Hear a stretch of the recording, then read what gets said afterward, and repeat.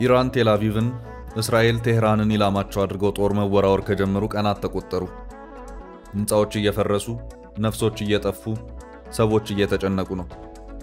የሳምንቱ ትልቁ ወሬ የእስራኤልና ኢራን ውጊያ ነው። ውጭ ከማማተራችን በፊት ግን በሳምንቱ ከተሰሙ የሀገር ውስጥ ሳምንታዊ መረጃዎች ጥቂቱን እናካፍላችሁ። ተወዳጁ ጋዜጠኛ ደረጃ ኃይሌ በገዛ ወዳጆቹ ድርጊት ተደናግጧል።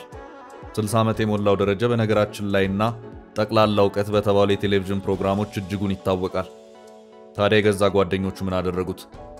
ዝርዝሩን ይዘነዋል።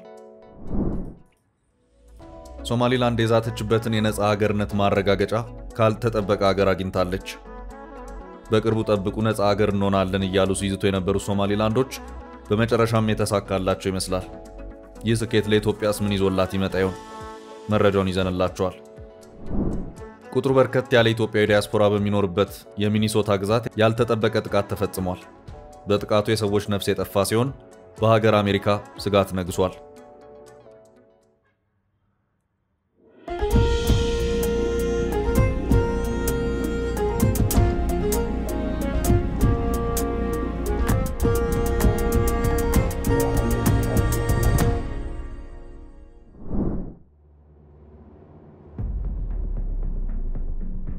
ደረጃ ኃይሌ በ60 ዓመቱ የሰራ በልኩ በማይከበርበት ሀገር የተከበረው ደረጃ ኃይሌ ይላል አንድ የሙያ አጋሩ የሆነውን ሲያብራራ። ከጀርባውም ከፊቱም ላለችው ለመናው ትዕግስት ሽፈራው ምስጋና ይሁን። የስመ ጥሩ ጋዜጠኛ ደረጃ ኃይሌ 60ኛ ዓመት የልደት በዓል ተከበረ። ለሀገራችን እንግዳ በሆነ መልኩ በወዳጆቹ የከበረው ደረጃ ኃይሌ ዛሬ ሁሉንም ከልብ ያረካ በዓል ነበረው። ወዳጆቹን ከመላው ዓለም በአንድ አዳራሽ አሰባስቧል። ወዳጆቹ ወዳጃቸው እንዲከብር ለአንድ ዓመት ያህል ደክመዋል። ውጤትም አፍርተዋል። ጃምቦ ሪል ስቴት ዘመናዊ አፓርታማ ቢፈልግ ነገ የሚገባበት፣ ታሚሶል ኮሙኒኬሽን የቢዋይዲ መኪና፣ ሌሎች በሀገር ውስጥና በውጭ የሚገኙ ወዳጆቹና አድናቂዎቹ በአዜብ ወርቁ ተበዳሪ እንዳይበዛበት መጠኗ ይጠቀስ ብላ የገለጸችው የገንዘብ ስጦታ ተበርክቶለታል። ከገንዘቡ በላይ ፍቅር ተነጥፎለታል። እስከማውቀው ሰውን በልኩ ማክበር ልማዳችን አይደለም። ቀብር ማድመቅና ከንፈር መምጠጥ ሲወድቅ ጠብቀን መመጽወት ነው የሚያምርብን። ብዙ ሰዎች በወጉ እናመሰግናለን ሳንላቸው አምልጠውናል። ደረጃ ግን መውደድን በአይኑ አይቶ በእጁ ዳሰሰው ዛሬ። ይህ የዛሬው በዓል እንዲሁ በዋዛ የሚያልፍ አይነት አይሆንም። በደረጃ ህይወት ውስጥ አዲስ የአስተሳሰብ ለውጥ ወይም ነውጥ የሚያመጣ ይመስለኛል። ደረጃ ዛሬ ቤት መኪናና ብር አይደለም ይዞ ወደ ቤቱ የሚገባው፣ የኃላፊነት ቋጥኝ ተሸክሞ ነው። አደራ ነው። ከሚወደድበት ቃለ መጠይቅ እንዳይርቅ መተው እንዳይችል ቀብድ ነው። መሄድ አትችልም የሚል አስገዳጅ ይመስላል። አርትስ ቴሌቪዥን አርቲስት አዜብ ወርቁ፣ ናቲ ድሬ፣ ጌጡ ተመስገንና ሌሎች ወዳጆቹ ለደረጃ ህይወት መቃናት ለውለታው መመለስ በብርቱ ደክመው ተሳክቶላቸዋል። ክብር ምስጋናም ያስፈልጋቸዋል ሲል ወዳጁ ሁነቱን ገልጾታል። ጋዜጠኛ መስከረም ጌታቸው ደግሞ የመልካም ልደት መልእክቷን ለተወዳጁ ጋዜጠኛ እንዲልካለታለች። እንደገና ብወለድ እንዳንተ አይነት ጋዜጠኛ ነው መሆን የምፈልገው።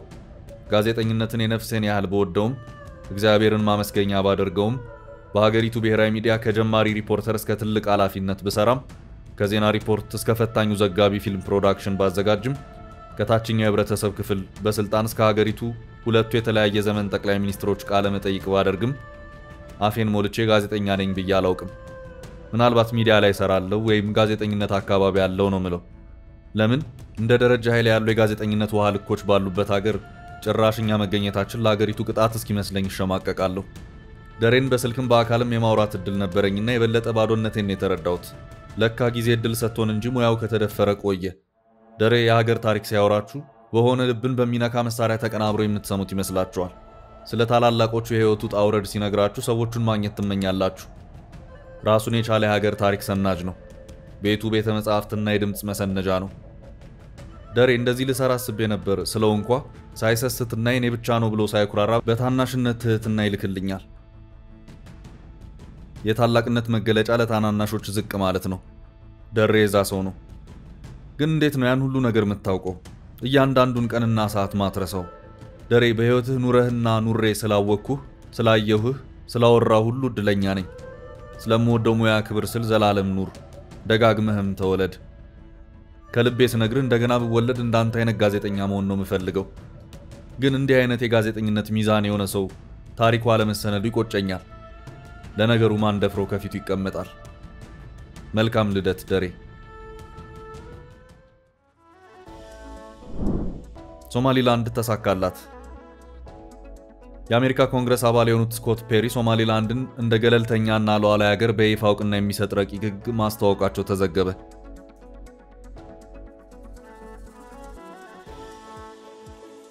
ረቂቅ ሕጉ የሶማሊላንድ ሪፐብሊክ የነጻነት ሕግ የሚል ስያሜ ተሰጥቶታል። ይህ እርምጃ የአሜሪካ የውጭ ፖሊሲ ስልታዊ ጠቀሜታው እያደገ በመጣው የአፍሪካ ቀንድ አካባቢ ካለ አዲስ ሰላማዊና ራሱን በራሱ ከሚያስተዳድር አጋር ጋር እንዲጣጣም ያለመ መሆኑ ተገልጿል። የኮንግረስ አባሉ በሰጡት መግለጫ ሶማሊላንድ ላለፉት 30 ዓመታት አሜሪካ ልትደግፈው የሚገባ አይነት አስተዳደር፣ መረጋጋትና የትብብር መንፈስ አሳይታለች ብለዋል። አክለውም የውጭ ተቀናቃኞች በአፍሪካና በዓለም ዙሪያ እየተስፋፉ ባለበት በዚህ ወቅት እሴቶቻችንን ከሚጋሩና ለደህንነታችን አስተዋጽኦ ከሚያደርጉ አስተማማኝ አጋሮች ጋር ያለንን ግንኙነት ማጠናከር የሀገራችን ፍላጎት ነው ሲሉ አስረድተዋል። የሶማሊያ መንግስት በሶማሊላንድ ላይ የሚያቀርበው መሰረተ ቢስ ይገባኛል ጥያቄ አሜሪካ ዲሞክራሲያዊ ምርጫዎችን ከምታካሄደው እንዲሁም የባህር ላይ ወንበዴነትንና ጽንፈኝነትን በንቃት ከምትዋጋው ሶማሊላንድ ጋር ጠንካራ ዲፕሎማሲያዊ ግንኙነት እንዳትፈጥር እንቅፋት ሆኗል ብሏል የኮንግረስ አባሉ መግለጫ። ይህ ረቂቅ ሕግ ለኢትዮጵያና በቀጠናው ለሚኖሩ ሀገራት ምን ይዞ ይመጣ ይሆን የሚለው ጥያቄ አጓጊ መልስ ይዟል። ሶማሊያስ በዚህ ሐሳብ ምንኛ ትከፋለች? ጊዜ መልሱን ይነግረናል።